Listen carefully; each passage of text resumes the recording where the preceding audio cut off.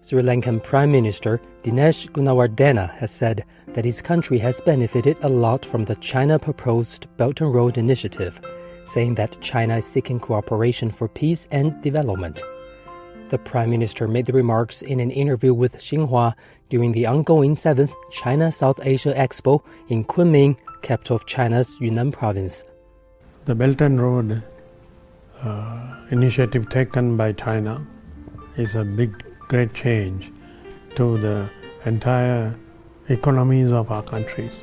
The next planning procedures have already started to move further into the Hambantota industrial zone, and also other service facilities that are being upgraded so that the port would be accessed more by trade and investment.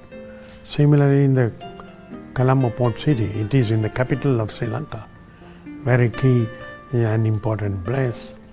The process has started.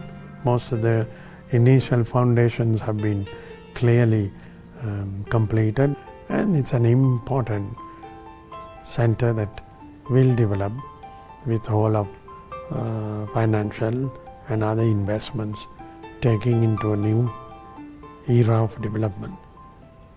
I would say an economic giant like China has been opening and supporting other nations also to raise from difficulties of economic difficulties for peace and development.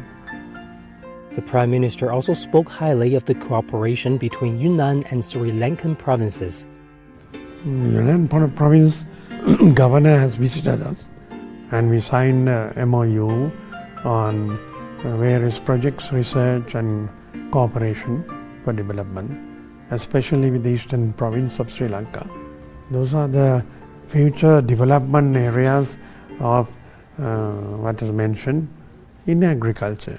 Yunnan has agreed to work with Sri Lanka for a high-yielding miracle rice harvest and investment in projects that are for agriculture, renewable energy, digital economy with the province of Yunnan.